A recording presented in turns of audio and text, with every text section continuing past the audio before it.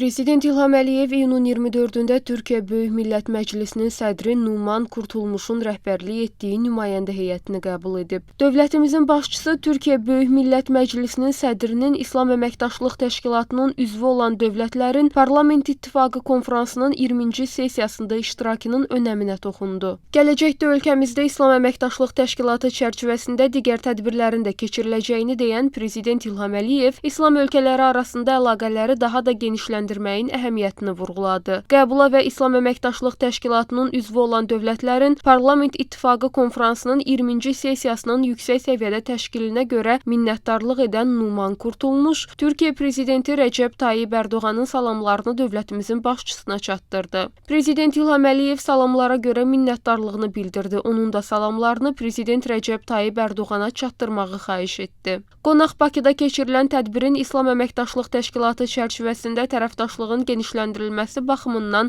əhəmiyyətini vurğulayaraq dövlətimizin başçısının tədbir iştirakçılarına ünvanladığı müraciətin zəngin məzmunlu olduğunu dedi. Söhbət zamanı Şuşa bəyannaməsinin əhəmiyyətinə toxunularaq ölkələrimiz arasında qardaşlıq və müttəfiqlik münasibətlərinin bütün istiqamətlərdə, o cümlədən parlamentlərarası sahədə uğurlu inkişafı qeyd edildi. Dünyada Azərbaycan-Türkiyə birliyinin və qardaşlığının nümunəsinin olmadığı bildirildi və bu birgə sərvətimiz kimi qiymətləndirildi. Ölkələrimiz arasında dostluğun və qardaşlığın Cənubi Qafqaz regionunda sülh və təhlükəsizliyin təmin edilməsində mühüm amil olduğu vurğulandı. Görüşdə qanunverici orqanlarımız arasında mövcud əməkdaşlıq və onun daha da genişləndirilməsinin perspektivləri müzakirə olundu.